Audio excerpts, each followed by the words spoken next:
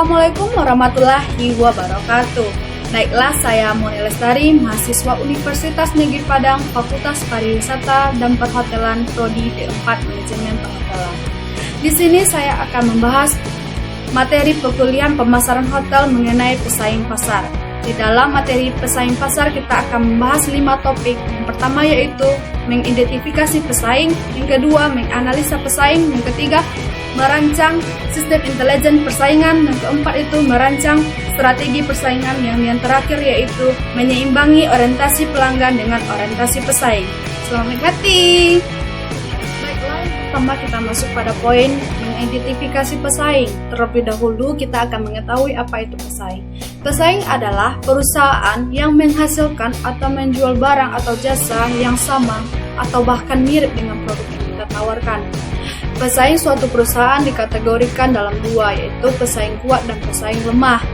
Di dalam mengidentifikasi pesaing, kita terlebih dahulu membuat peta persaingan yang berguna untuk mengetahui jumlah dan jenis serta kekuatan dan kelemahan yang dimiliki oleh pesaing.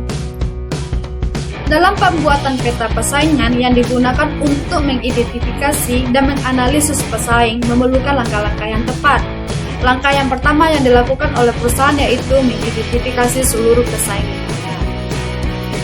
Ada 4 hal yang harus diperhatikan dalam mengidentifikasi pesaing. Yang pertama yaitu produk yang mereka tawarkan.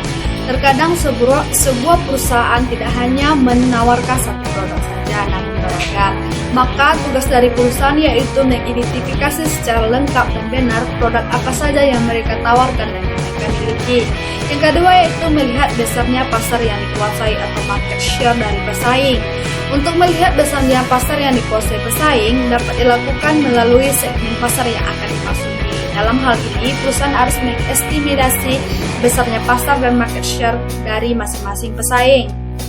Market share yang harus diketahui yaitu untuk masa sekarang dan masa yang akan datang, baik yang dikuasai oleh pesaing maupun yang secara keseluruhan. Yang ketiga itu identifikasi peluang dan ancaman. Dengan mengestimasi besarnya market share, akan kelihatan peluang yang ada serta ancaman yang timbul. Maka dari itu, perusahaan harus bisa memasuki dan mengusahakan untuk menciptakan peluang yang baru yang sebesar-besarnya, dan kemungkinan ancaman atau masalah yang mungkin timbul harus segera diatasi agar tidak terjadinya masalah. Langkah keempat yaitu identifikasi kelemahan dan keunggulan. Identifikasi kelemahan dan keunggulan berarti kita mencari tahu apa kelemahan serta keunggulan yang dimiliki oleh pesaing dalam berbagai bidang seperti dalam hal kelengkapan produk, harga, kemasan, distribusi, bahkan itu promosi sekaligus. Yang kedua yaitu menganalisa pesaing. Analisa persaingan merupakan sebuah usaha untuk mengidentifikasi ancaman, kesempatan, atau permasalahan strategi atau strategic question yang terjadi sebagai akibat dari perubahan potensial serta kekuatan dan kelemahan pesaing. Pesaing dideskripsikan dan dianalisis, pesaing dievaluasi, serta kemudian tindakan pesaing pun diprediksi secara tepat. Tujuan dari analisa pesaing yaitu memahami arti perubahan karena perubahan itu perlu. Yang kedua itu mengetahui arti dari pesaing. Yang ketiga dapat mengidentifikasi pesaing. Selanjutnya dapat menentukan sasaran yang diinginkan pesaing sehingga dapat membuat strategi untuk menghadapinya. Selanjutnya itu dapat mengidentifikasi strategi yang dibuat oleh pesaing, mampu menganalisa kekuatan dan kelemahan dari pesaing, mampu mengidentifikasi reaksi pesaing, mampu merencanakan strategi apa yang dibuat untuk menghadapi pesaing. Yang ketiga yaitu merancang sistem intelijen persaingan. Ada 4 langkah utama dalam merancang sistem intelijen persaingan, yaitu pembentukan sistem. Dalam tahap ini membutuhkan identifikasi jenis-jenis informasi persaingan yang dianggap penting termasuk sumber-sumbernya dan menugaskan seseorang dalam mengelola sistem dan memberikan pelayanan yang diperlukan untuk persaingan. Yang kedua itu mengumpulkan data.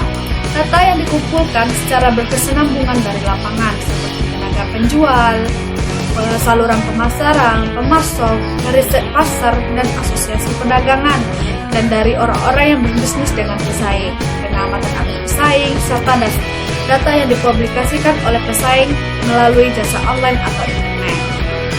Yang ketiga yaitu evaluasi dan analisis data. Data diperiksa keabsahan dan keandalannya, diinterpretasikan dan diorganisasikan penyebarluasan informasi, dan pemberian tanggapan informasi tentang persaingan harus disampaikan kepada pengambil keputusan yang relevan dengan rancangan sistem bersaing. Yang keempat yaitu menentukan persaingan utama.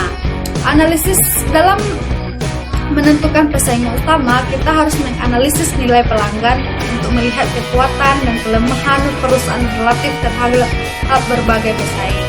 Setidaknya ada nilai pelanggan yang harus kita kenali dan dianalisis terlebih dahulu, seperti mengidentifikasi atribut utama yang dihargai pelanggan dan menilai tingkat kepentingan kuantitatif atribut-atribut yang berbeda-beda. Keempat yaitu mengidentifikasi strategi bersaing. Terlebih dahulu kita akan mengetahui apa itu strategi bersaing. Strategi bersaing adalah penetapan sasaran dan tujuan jangka panjang sebuah perusahaan dan arah tindakan, serta alokasi sumber daya yang diperlukan untuk mencapai sasaran dan tujuan itu. Menurut Porter 1980 menyebutkan bahwa suatu perusahaan akan mempunyai keunggulan bersaing apabila perusahaan itu dalam kondisi yang menguntungkan dari 5 faktor persaingan pokok, yaitu masuknya pendatang baru, ancaman produk pengganti, kekuatan tawar-menawar pembeli, kekuatan tawar-menawar pemasok atau suppliers, serta persaingan di antara para pesaing yang ada. Dalam menentukan sasaran pesaing yang harus kita perhatikan yaitu kenali itu pesaing. Pesaing ada 2 jenis, yaitu pesaing dekat dan pesaing jauh. Yang kedua itu jika sasaran mereka memaksimalkan laba, maka perusahaan kita perlu mengetahui laba jangka pendek dan jangka panjang dan apa tindakan yang akan mereka ambil. Sasaran untuk memaksimalkan laba ini dapat dilakukan melalui peningkatan kepuasan konsumen dengan berbagai cara, misalnya melalui pelayanan atau harga yang relatif murah. Yang ketiga itu jika sasarannya untuk memperbesar, maka perusahaan perlu mengetahui apakah pertumbuhan market share yang dimiliki cukup besar. Yang keempat itu meningkatkan mutu produk bertujuan untuk menggait pelanggan milik pesaing. Peningkatan mutu produk ini dapat dilakukan dengan memberikan berbagai kelebihan, baik itu pelayanan, kelebihan lainnya seperti bunga yang kompetitif, frekuensi penarikan, jumlah jaringan, dan teknologi yang dimiliki. Baiklah, yang terakhir yaitu menyeimbangkan orientasi pelanggan dan orientasi pesaing. Ada 3. Yang pertama itu perusahaan yang berorientasi pada pesaing, yang mana perusahaan yang gerakannya terutama didasarkan pada tindakan dan reaksi pesaing. Yang kedua itu perusahaan yang berorientasi pada pelanggan, lebih terfokus pada pengembangan pelanggan dalam merancang strateginya. Dan yang ketiga yaitu perusahaan yang berorientasi pada pasar, yang mana perusahaan yang memperhatikan para pelanggannya dan para pesaingnya. Baiklah, hanya sekian materi pemasaran hotel mengenai pesaing pasar yang dapat saya sampaikan pada hari ini. Mohon maaf atas kekurangan. Terima kasih atas perhatian. Assalamualaikum warahmatullahi wabarakatuh.